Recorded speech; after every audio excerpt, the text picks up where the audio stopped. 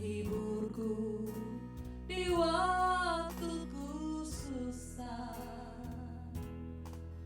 menara kekuatan di saat ku lemah.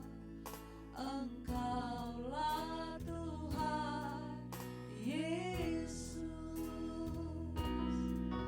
penolongku dalam kesesatan,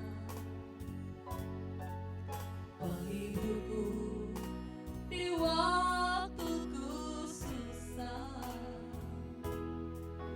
menara kekuatan di saat ku lemah. Engkaulah Tuhan Yesus, berseru dan Kau mendengarku. Ku berharap dan Kau tak kecewakanku. Berdoa dan Kau menjawabku. Sungguh Engkau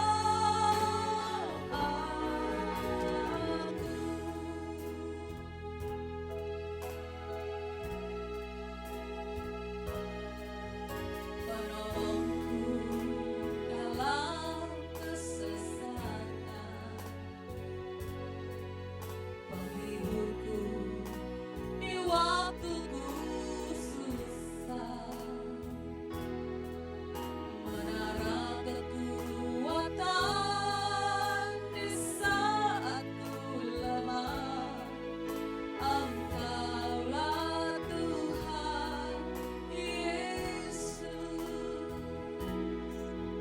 penolongku dalam kesesatan,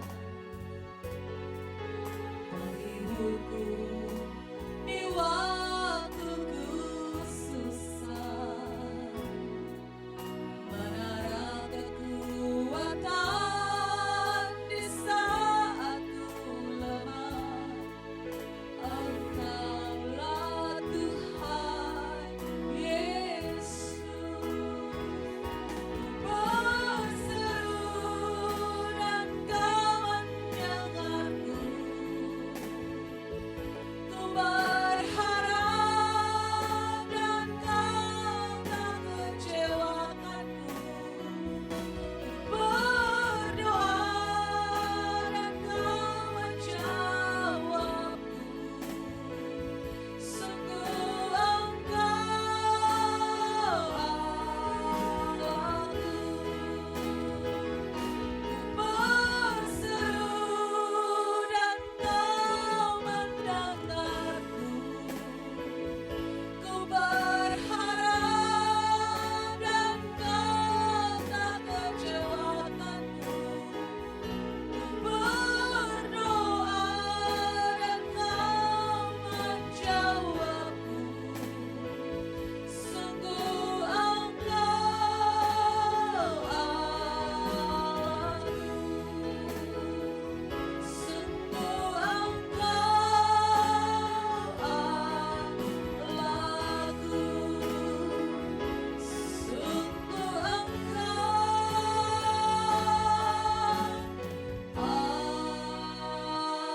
Allahku.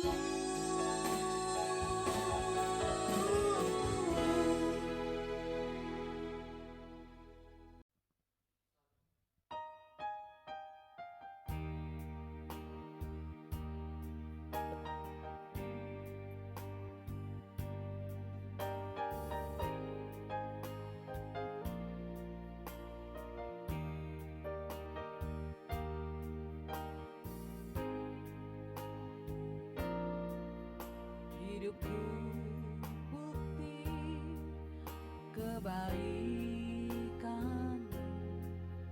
hidupku bukti kasih-Mu, hidupku telah ditebus agar ku hidup bahagia. hidupku untuk memuliakan-Mu, hidupku untuk kenikmatan-Mu, hidupku untuk melayani-Mu seumur hidupku.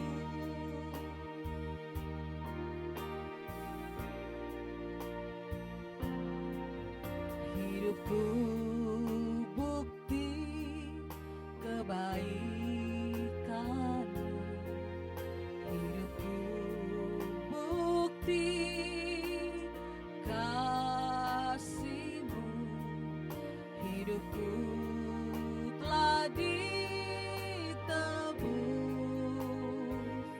agar ku hidup bagi-Mu. Hidupku untuk memuliakan-Mu, hidupku untuk kenikmatan-Mu, hidupku untuk melayani-Mu seumur hidupku.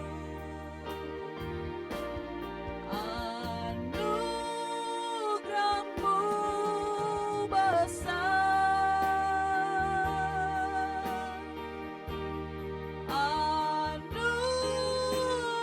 anugerah-Mu besar, anugerah-Mu besar, melimpah bagiku. Ku bersyukur Bapa, ku bersyukur Bapa, ku bersyukur Bapa, ajaib perbuatan-Mu.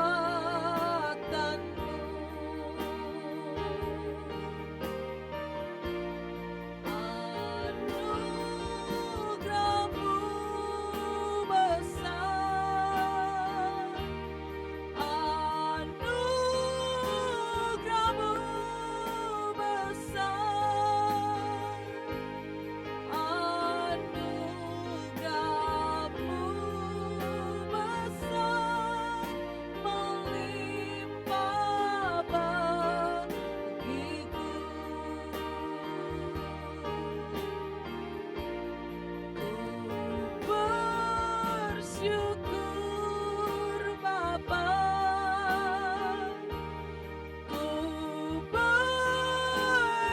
bersyukur Bapa, ku bersyukur Bapa, ajaib perbuatan-Mu, ajaib perbuatan-Mu, oh, ajaib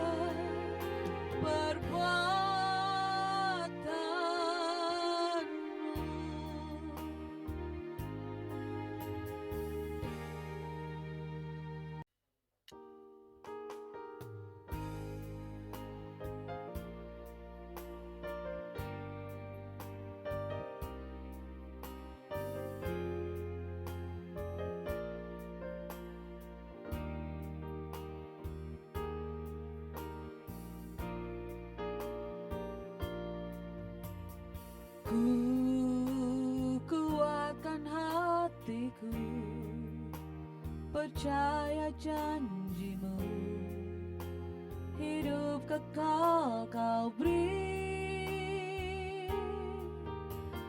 kepada hamba-Mu yang setia.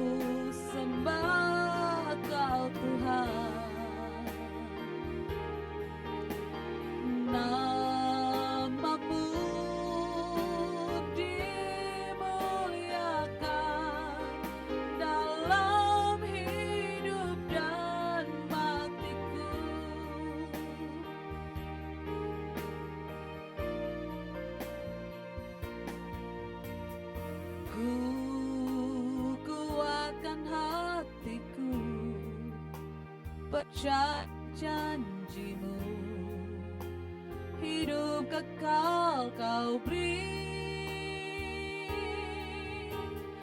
kepada hamba-Mu yang setia, selamanya bersama-Mu.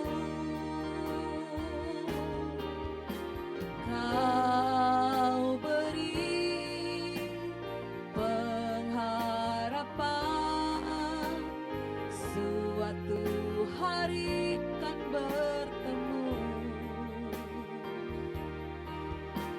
di surga yang kekal bersama-Mu Bapa.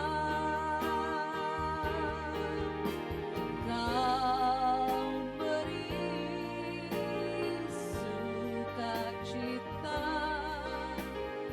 dan damai sejahtera. Allahku, kuatku, besertaku selamanya. Ku sembah Kau Tuhan, ku sembah Kau Tuhan. Nama-Mu dimuliakan dalam hidup dan matiku. Ku sembah Kau Tuhan, ku sembah Kau Tuhan. Nama-Mu dimuliakan dalam hidup dan matiku, dalam hidup dan matiku,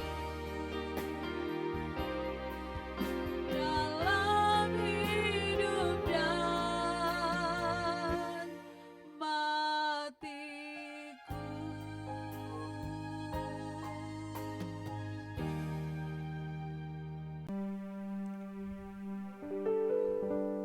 Shalom, salam sejahtera bagi Bapak Ibu sekalian yang senantiasa mengikuti acara Exousia Bible Teaching. Senang kita berjumpa kembali dalam minggu ini, di hari ini, dan kita bersyukur penyertaan Tuhan selalu ada dalam kehidupan kita. Amin.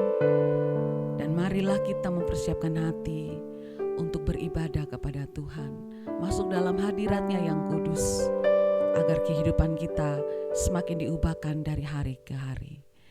Kita akan nyanyikan pujian ini, Aku Memilih-Mu Tuhan. Engkaulah satu-satunya Allah dan Tuhan bagiku, bagi keluargaku, bagi semua orang yang aku cintai. Engkaulah segalanya.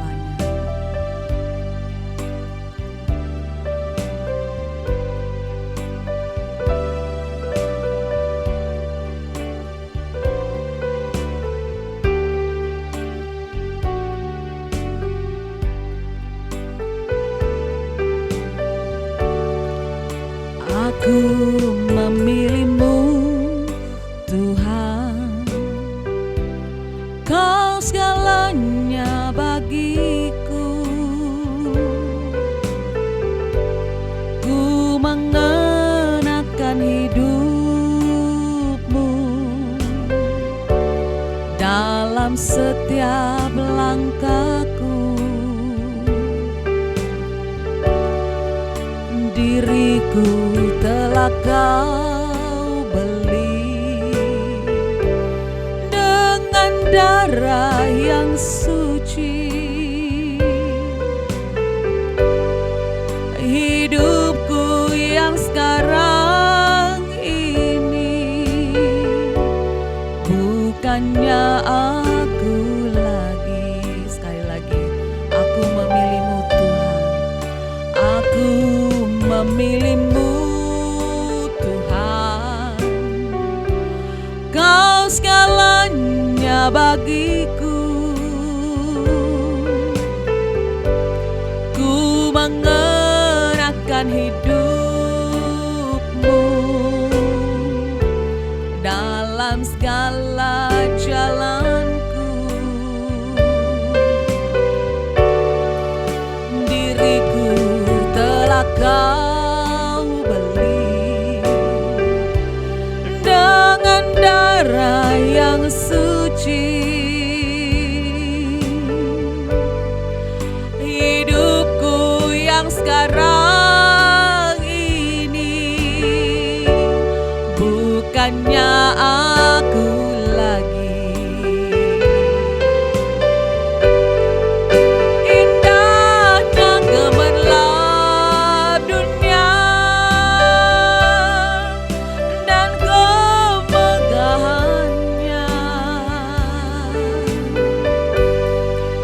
rela ku tinggalkan dan aku lepaskan, tak ku ingini lagi. Kini mataku memandang Tuhan Yesus kan datang. Langit dan bumi yang baru, kerinduan hatiku. Mari sekali lagi nyatakan di hadapan Tuhan. Aku memilihmu Tuhan, kau segalanya bagiku.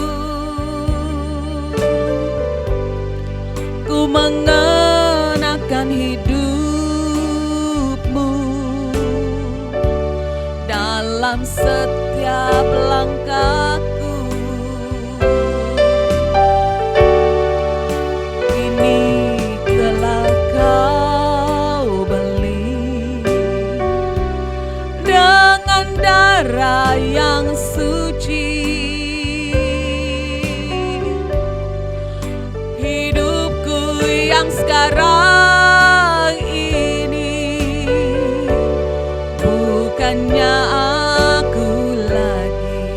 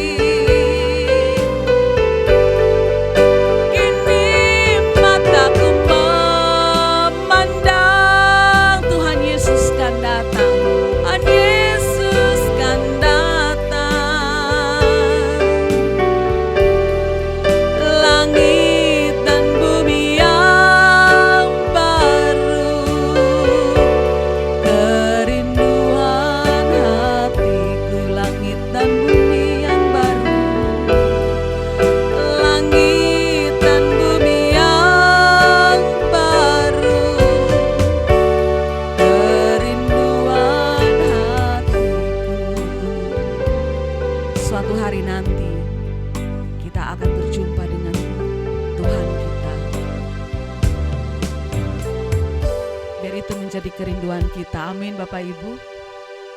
Kalau kita melihat bumi tempat kita berada sekarang, ini adalah sementara. Tetapi kita merindukan tanah air yang sebenarnya, rumah kita yang sebenarnya, langit baru dan bumi baru. Kalau kita memiliki pandangan seperti ini, maka kita akan menarik hati kita, menarik hidup kita ke atas. Seperti Paulus berkata, pikirkanlah perkara-perkara yang di atas.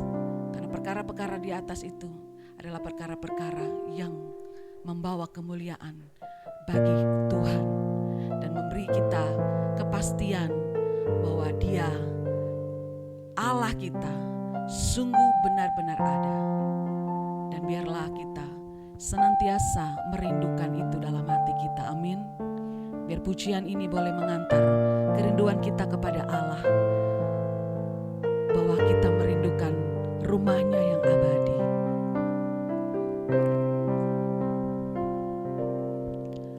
Ku tatap langit di atasku, ku lihat jutaan bintang yang terang. Ku tahu rumahku di salah satunya, rumah yang Kau sediakan bagiku. Ku tatap tempatku berpijak, bumi yang indah tempatku ada.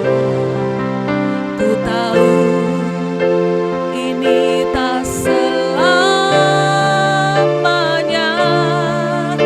ini bukan rumahku. Suatu saat nanti ku tinggalkan semua, ku pulang ke rumahmu Bapa. Suatu saat nanti kita akan berjumpa, tak ada yang dapat memisahkan kita selamanya.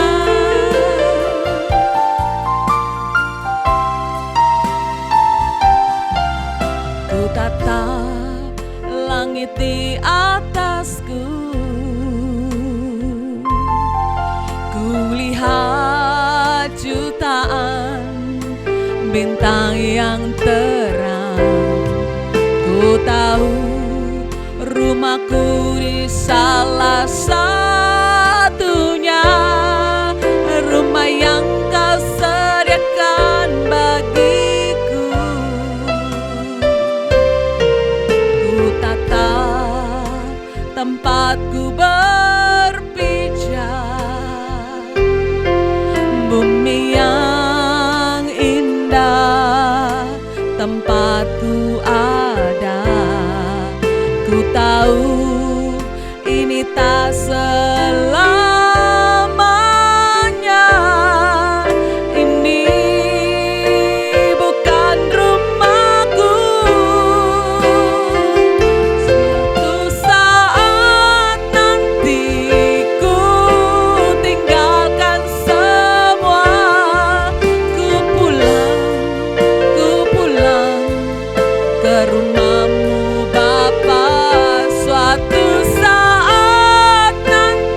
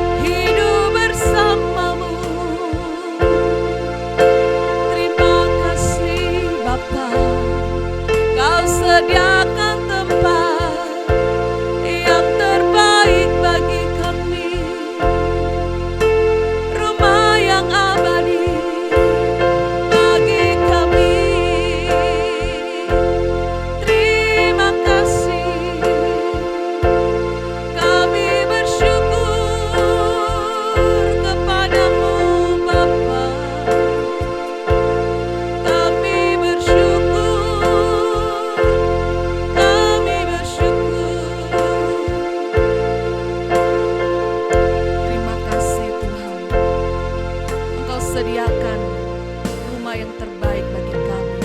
Setiap orang yang hidupnya berkenan di hadapan Tuhan. Setiap orang yang melakukan kehendak-Mu. Setiap orang yang mengerjakan pekerjaan-Mu dan menyelesaikannya. Setiap orang yang setia sampai akhir. Setiap orang yang bertahan sampai kesudahannya.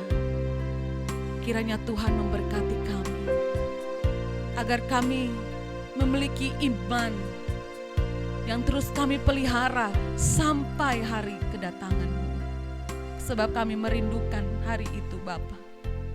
Ketika Tuhan datang kembali, menjemput kami, membawa kami pulang ke rumah kami yang sesungguhnya.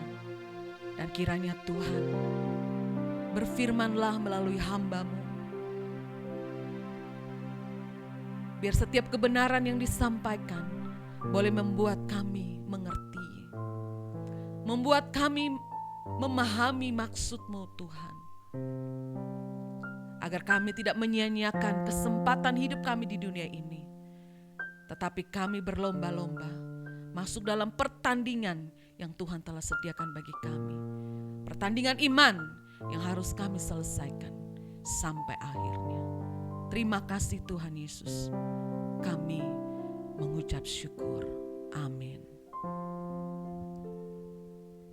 Shalom Bapak Ibu yang terkasih dalam Tuhan. Kembali lagi kita bertemu di ibadah tengah minggu, ibadah online yaitu Exousia Bible Teaching. Bersama saya Joses Wortidepura. Nah, pada minggu ini di bulan Oktober, di bulan dimana kita memperingati Hari Sumpah Pemuda, tema saya tidak jauh dari kata sumpah, yaitu bukan sumpah biasa atau extraordinary vow, yang akan diambil dari Lukas 14 ayat 25 sampai 35. Nah, untuk itu kita akan membahas karena kata sumpah, jadi kita akan belajar dulu apa itu sumpah secara umum. Nah, latar belakang dari apa itu sumpah. Next slide. Sumpah adalah janji atau pernyataan serius yang dengannya seseorang terikat pada suatu tindakan, layanan, atau kondisi. Sumpah bisa dikatakan juga dengan janji, dan penggunaannya sebagai kata kerja berguna untuk mengikat atau bahkan mengkuduskan.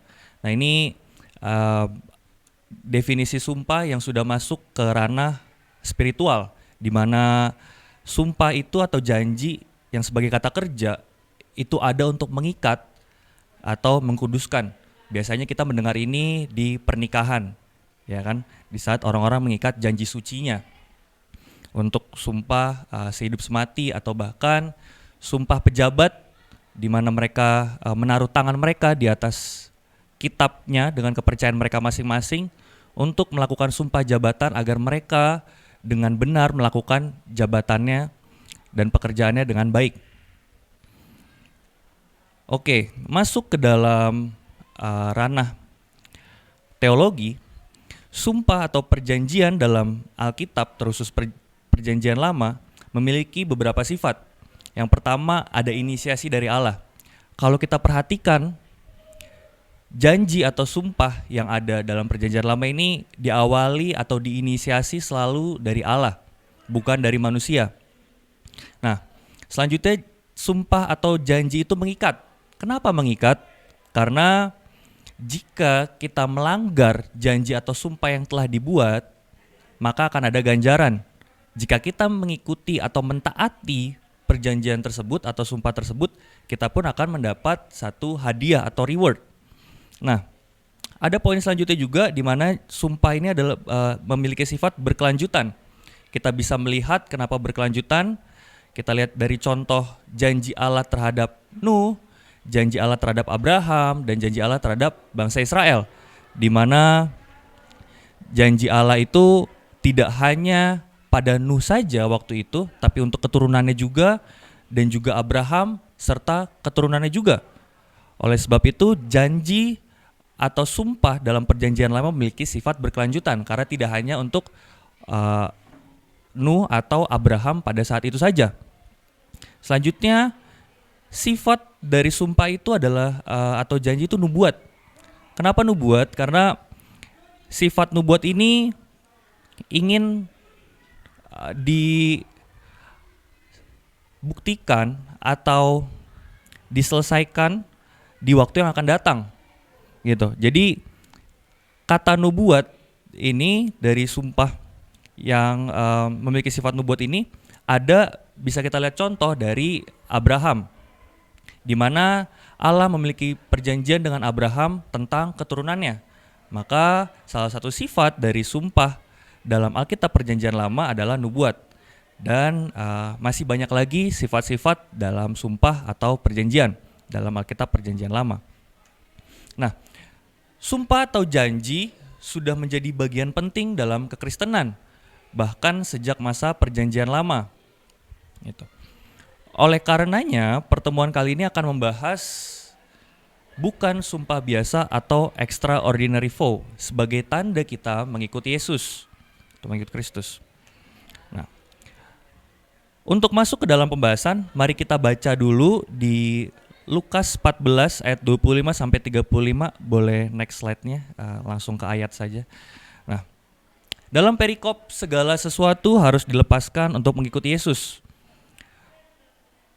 Pada suatu kali banyak orang berduyun-duyun mengikuti Yesus dalam perjalanannya. Sambil berpaling ia berkata kepada mereka, "Jikalau seorang datang kepadaku dan ia tidak membenci bapaknya, ibunya, istrinya, anak-anaknya, saudara-saudaranya laki-laki atau perempuan, bahkan nyawanya sendiri, ia tidak dapat menjadi muridku. Barang siapa tidak memikul salibnya dan mengikut aku, ia tidak dapat menjadi muridku. Sebab siapakah di antara kamu yang kalau mau mendirikan sebuah menara tidak duduk dahulu membuat anggaran biayanya, kalau cukup uangnya untuk menyelesaikan pekerjaan itu, supaya jikalau ia sudah meletakkan dasarnya dan tidak dapat menyelesaikannya, jangan-jangan semua orang yang melihatnya mengejek dia, sambil berkata, orang itu mulai mendirikan tetapi ia tidak sanggup menyelesaikan. Atau raja manakah yang kalau mau pergi berperang melawan raja lain, tidak duduk dahulu untuk mempertimbangkan, apakah dengan 10.000 orang ia sanggup menghadapi lawan yang mendatanginya dengan 20.000 orang? Jikalau tidak, ia akan mengirim utusan selama musuh itu masih jauh untuk menanyakan syarat-syarat perdamaian. Demikian pula lah tiap-tiap orang di antara kamu yang tidak melepaskan dirinya dari segala miliknya, tidak dapat menjadi muridku. Garam memang baik, tetapi jika garam juga menjadi tawar, dengan apakah ia diasinkan? Tidak ada lagi gunanya baik untuk ladang maupun untuk pupuk, dan orang membuangnya saja. Siapa mempunyai telinga untuk mendengar, hendaklah ia mendengar." Masuk ke dalam pembahasan. Nah, secara garis besar, Lukas 14 ayat 25 adalah satu pembahasan lanjutan dari Lukas 7 sampai 24. Sebagai bagian dari pengajaran Tuhan Yesus mengenai tuntutan, syarat, dan juga harga menjadi seorang muridnya. Kita bisa lihat dalam judul-judul perikopnya, yaitu tempat yang paling utama dan paling rendah, siapa yang harus diundang, perumpamaan tentang orang-orang yang berdalih. Nah, masuk ke dalam ayat 26, kata benci pada ayat 26 memiliki fungsi hiperbola. Nah, ini cara bahasa Semit untuk mengatakan cintanya itu tidak boleh lebih besar atau seharusnya kurang cinta, kayak gitu. Itu kita bisa lihat juga di Matius 10 ayat 37. Nah, ini bahasa Semit itu, saudara-saudara, adalah bahasa yang ada di Timur Tengah, ada bahasa Arab, gitu kan, bahasa Ibrani dan lain sebagainya. Nah, jadi kata benci ini bukan bermaksud untuk meminta kita benar-benar membenci ayah kita, ibu kita, saudara-saudara kita, atau bahkan diri kita sendiri. Kita nggak diminta untuk benci yang kita pahami hari ini. Tapi benci yang diminta adalah kita tidak seharusnya mencintai diri kita lebih daripada mencintai Yesus. Kita tidak boleh mencintai orang tua kita, saudara kita itu lebih daripada cinta kita kepada Yesus.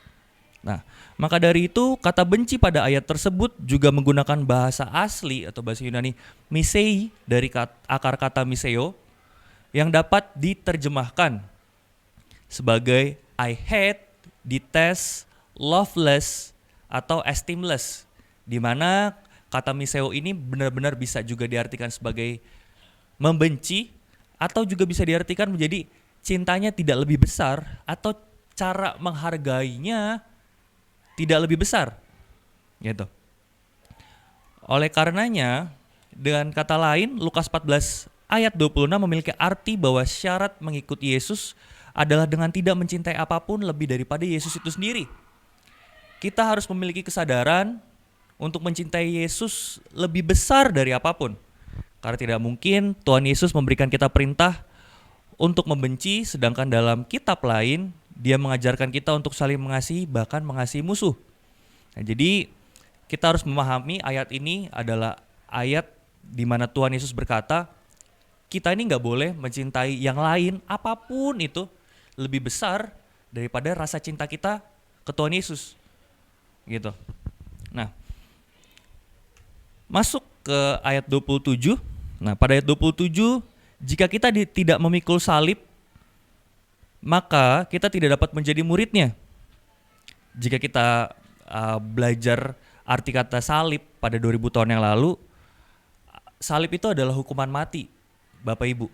Di mana jika seseorang telah dijatuhi hukuman salib, orang itu pastinya sudah melakukan kejahatan yang sangat besar, dan hukuman mati adalah hukuman yang pasti dia terima. Gitu. Jadi 2000 tahun yang lalu tuh hukuman mati dengan disalib itu adalah satu hal yang bisa dikatakan mungkin najis atau memalukan. Gitu. Karena di saat kita disalib itu nanti kita akan disalibkan di tengah-tengah orang, dan orang-orang itu tuh akan tahu apa kesalahan kita dan kita akan dicemooh. Gitu. Jadi ini adalah hal yang sangat memalukan. Tapi kenapa Tuhan Yesus meminta kita untuk memikul salib kita? Gitu. Ya kan? Kenapa kita harus memikul salib? Kenapa nggak yang lain? Kok Tuhan malah ingin kita untuk mempermalukan diri kita sendiri gitu? Nah, tapi kalau kita melihat ayat sebelumnya yang berkata kita tidak boleh mengasihi nyawa kita sendiri lebih besar daripada Yesus, membuat hal ini menjadi masuk akal. Kenapa? Karena ini adalah harga mengikuti Yesus. Harga menjadi seorang murid Yesus. Dan tentunya ini adalah hal yang tidak biasa, bukan? Nah, mengingat judul dari sharing pada hari ini adalah bukan sumpah biasa. Jadi ini adalah harga di mana kita harus mengikuti Yesus, yaitu di saat kita tidak mengasihi diri kita sendiri dan kita lebih mengasihi Yesus dari diri kita sendiri. Nah, oleh karenanya ayat 27 menjelaskan bahwa harga mengikuti Yesus itu tidaklah mudah. Harganya tidak pernah berubah dari 2000 tahun yang lalu sampai hari ini. Gitu. Jadi kalau mungkin 2000 tahun yang lalu konsep dari memikul salib itu yang dipahami adalah bisa saja menghadapi kematian, karena pada saat itu bangsa Israel atau bangsa Yahudi ada di dalam penjajahan Roma gitu. Dan juga orang-orang Kristen pada saat itu dikelilingi oleh orang-orang Yahudi yang tidak percaya Yesus. Jadi sangat wajar jika penulis kitab Lukas juga bilang kita harus memikul salib kita. Ya gitu, dengan kata lain kita nggak tahu apa yang akan kita hadapi besok. Bisa aja menghadapi kematian. Itu Bapak Ibu. Nah, tapi untuk hari ini apakah masih sama seperti 2000 tahun yang lalu? Gitu. Mungkin di beberapa daerah di mana kekristenan menjadi minoritas, hal tersebut bisa saja terjadi. Gitu. Di mana harga nyawa itu bisa hilang kapan saja di tempat-tempat di mana kekristenan menjadi minoritas kayak gitu, walaupun tidak separah 2000 tahun yang lalu gitu. Tapi untuk kita yang menjadi mayoritas misalkan di NTT ini, harganya tetap tidak berubah, harganya tetap sama. Kita tidak boleh mengasihi diri kita lebih daripada mengasihi Tuhan Yesus. Jadi contohnya apa gitu? Di saat kita membuat keputusan-keputusan yang kita tuh pertimbangannya kayaknya hati aku nggak enak deh. Hati aku nggak sejahtera nih kalau aku nggak melakukan ini. Hati aku harus disenangkan. Keinginanku harus diturutin gitu. Nah itu sama aja kita menyayangi diri kita sendiri daripada menyayangi Tuhan Yesus gitu. Padahal Tuhan Yesus mungkin ngingetin kita lewat Roh Kudus. Misalnya Joses ini tuh salah. Aku sakit loh kalau kamu lakuin itu gitu. Tapi nggak bisa Tuhan. Aku mau ngelakuin ini gitu. Karena ini yang menyenangkan hati aku gitu. Itu sama aja saya lebih mengasihi diri saya sendiri daripada Tuhan Yesus. Arti kata lain adalah saya tidak mau memikul salib saya gitu. Nah, jadi untuk kita hari ini saya ingin mengingatkan harganya tidak pernah berubah. Penyangkalan terhadap diri sendiri dan mendedikasikan diri kita kepada Tuhan adalah harga salib itu. Siapkah kita? Nah, masuk ke ayat 28 sampai 32 di mana terdapat dua ilustrasi. Yang pertama pembangunan menara, yang kedua adalah raja yang ingin berperang. Nah, Tuhan Yesus menggunakan dua keadaan yang berbeda untuk mengilustrasikan poin dasarnya. Pada akhirnya poin ini menuju satu konsep pemuritan. Ya, jadi dari Lukas 7 ayat 24 sampai sekarang 25 ayat 35 pun pembahasannya tetap pemuritan.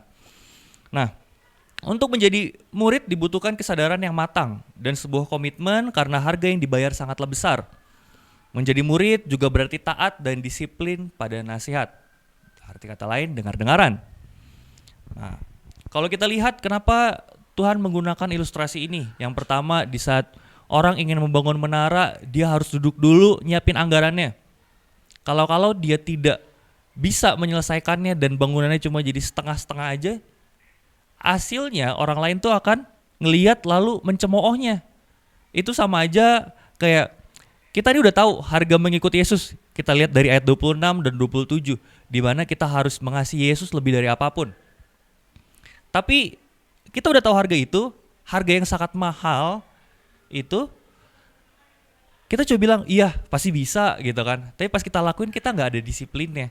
Kita nggak mau denger-dengeran. Pada akhirnya akan ada momen atau situasi di mana kita lebih mengasihi yang lain daripada Tuhan Yesus. Alhasil kita hanya menjadi murid yang setengah-setengah aja, Bapak Ibu. Di mana orang lain yang melihat gaya hidup kita akan berkata, wah kayaknya dia tidak mencerminkan Kristus di dalam dirinya, gitu. Dia tidak berhasil menjadi seorang murid yang baik. Nah, selanjutnya kenapa tentang perang, gitu kan? Kenapa harus ilustrasi selanjutnya perang, gitu? Kalau kita berpikir kalau Tuhan beserta kita kan kita bisa menang lawan apa aja gitu. Kalau konsepnya kenapa Tuhan Yesus harus pakai 10.000 orang lawan 20.000 orang? Karena emang nyatanya secara logika yang 10.000 ini emang gak akan bisa menang lawan 20.000 gitu. Tapi poin pentingnya adalah di saat raja tersebut mengirim utusan untuk meminta syarat-syarat perdamaian, syarat-syarat perdamaiannya adalah harga yang harus dibayar oleh si raja yang memiliki pasukan 10.000 tersebut. Dengan kata lain ini adalah konsep pemuritan. Di mana kita ya, saudara-saudara, kita ingin datang kepada Tuhan, kita minta, Tuhan, aku ingin mengikut Engkau gitu. Aku ingin berdamai. Apa harganya? Nah, Tuhan akan ngasih tahu harganya apa aja. Ya gitu. Dan otomatis kita harus ngikutin. Maka dari itu menjadi murid itu harus taat, disiplin. Yang dibuktikan oleh dengar-dengaran. Nah, ilustrasi yang bersifat praktis ini dari keadaan-keadaan yang digambarkan Yesus dengan begitu gamblang menggarisbawahi bahwa fakta pemuritan Kristen bukanlah suatu cita-cita abstrak teoretis. Jadi hal yang disebutkan, ilustrasi yang Tuhan Yesus sebutkan itu bukan suatu cita-cita abstrak, Bapak Ibu. Ini adalah hal keadaan nyata dan pasti gitu. Ya kan? Jadi Tuhan Yesus memakai analogi orang membangun 2000 tahun yang lalu. Saat ini pun kalau kita bangun bangunan, terus bangunannya cuma setengah-setengah gitu. orang lain juga akan berpikir, ini orang niat bangun gak sih? Gitu kan. Itu sama aja, itu adalah analogi yang sangat relevan. Terus kalau orang ingin berperang, gitu. Orang ingin berperang, melawan, kan gak mungkin mereka yang memiliki 10.000 ini akan berhasil menang lawan yang 20.000, kayak gitu. Karena bukan hanya resikonya saja gitu kan, tapi harganya tuh bisa di luar ekspektasinya, meskipun orang tersebut, raja tersebut memiliki strategi gitu. Nah, masuk ke ayat 33 yang merupakan ayat krusial tentang menjadi murid Yesus. Sesuai dengan judul perikop, yaitu segala sesuatu harus dilepaskan untuk mengikuti Yesus. Nah, ayat ini berusaha menjelaskan bahwa segala sesuatu yang kita rasa kita miliki harus kita tanggalkan untuk mengikuti Yesus. Gitu. Kalau kita baca di ayat 33 itu, di mana demikian pula lah tiap-tiap orang di antara kamu yang tidak melepaskan dirinya dari segala miliknya tidak dapat menjadi muridku. Jadi kalau kita lihat dari ayat 26, 27, di mana konsepnya itu kita harus lepaskan gitu. Karena harus Yesus aja yang ada di dalam hidup kita, di hidup setiap kita. Gitu. Dan itu adalah harga yang akhirnya di ayat 28 sampai 30 dikasih tahu, itu adalah harga yang harus dibayarkan oleh kita semua untuk menjadi muridnya. Gitu. Jadi tidak mungkin kita dapat mengikuti Yesus jika kita masih merasa memiliki hak atau kepemilikan akan sesuatu. Ya kan? Karena nanti contoh-contohnya banyak. Di saat kita memilih, ingin melakukan sesuatu, merencanakan sesuatu, kita akan mempertimbangkan pemikiran kita sendiri, pemikiran orang lain, perasaan orang lain. Gitu. Yang akhirnya itu tuh mungkin aja melukakan atau mendukakan hatinya Tuhan gitu. Yang utama tuh mestinya di saat kita mengutamakan Tuhan Yesus, mengutamakan Bapa di setiap apapun yang ingin kita lakukan, kita ucapkan, sudah otomatis kita juga akan pasti memikirkan perasaan orang lain, menjaga perasaan orang lain juga gitu kan, tidak mendukakan hati orang lain gitu. Karena tidak mungkin jika kita mengutamakan Tuhan, output yang keluar dari mulut kita ini atau dari tindakan kita adalah hal-hal yang melukai gitu atau menyakiti. Nah, selanjutnya masuk ke ayat 34 dan 35 yang membahas bagaimana garam tidak memiliki rasa asin. Nah, ini adalah suatu ilustrasi hidup murid yang tidak memiliki gaya hidup seorang murid. Ya, jadi katanya kan kalau garam sudah tidak asin, dia udah nggak bisa pakai apa-apa, gitu. Sama halnya dengan hidup seorang murid. Jika kita nih, misalkan saya ingin menjadi seorang murid Kristus, saya udah dikasih tahu kalau jadi murid Kristus dia harus A, B, C, D. Ternyata apa yang saya lakukan itu X, Y, Z, gitu. Berarti kan beda dari apa yang Tuhan Yesus minta. Dengan kata lain, gaya hidup saya tidak menunjukkan gaya hidup seorang murid yang benar. Yang hasilnya, yang akhirnya, atau kesimpulannya kita bisa lihat bahwa gaya hidup yang saya lakukan adalah gaya hidup kesia-siaan belaka. Karena hidup bukan hanya untuk hari ini saja, bukan hanya di bumi ini saja. Kayak gitu. Karena akan ada hitung-hitungannya. Ya kan? Akan ada pengadilannya. Gitu. Jadi dengan kata lain, hidup seorang murid atau pengikut Kristus bisa menjadi kesia-siaan belaka jika tidak benar-benar taat atau disiplin menjadi seorang murid.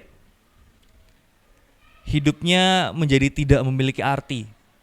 Ini adalah satu kengerian aslinya saudara-saudara, di mana kita yang mungkin berpikir, wah hidup saya hari ini nih benar-benar jadi berkat gitu. Tapi ternyata tidak mengutamakan Yesus dalam hidup kita, pada akhirnya itu tidak ada artinya apa-apa, kayak gitu. Makanya di ayat 35 dikatakan, oleh sebab itu siapa mempunyai telinga untuk mendengar, hendaklah ia mendengar.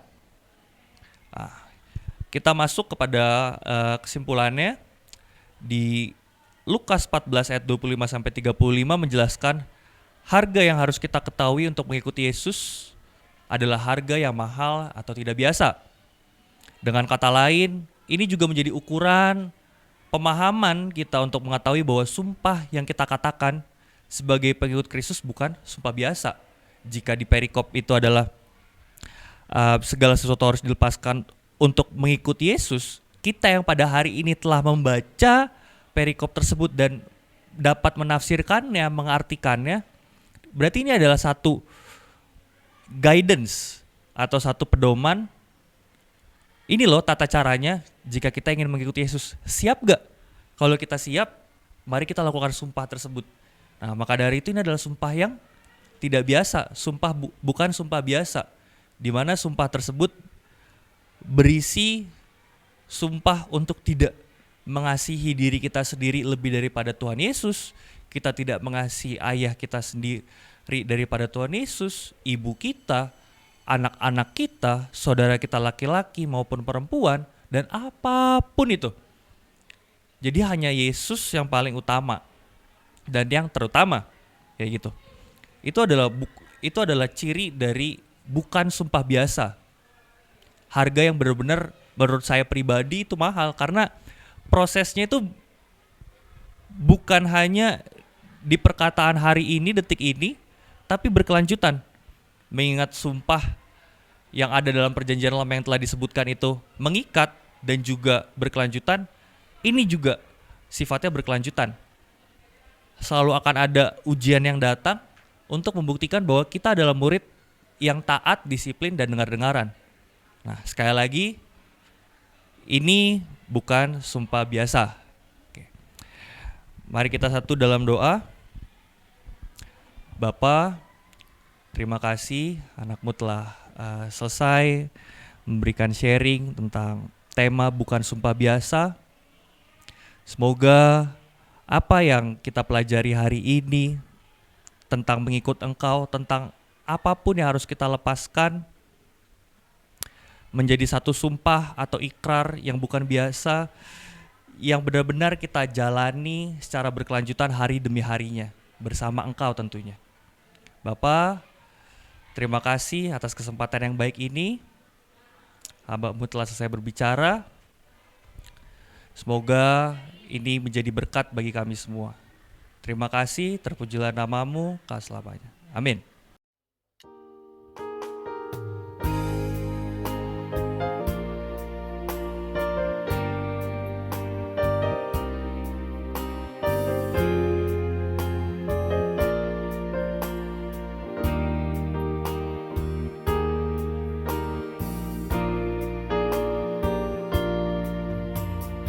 Ku kuatkan hatiku, percaya janji-Mu, hidup kekal Kau beri kepada hamba-Mu yang setia.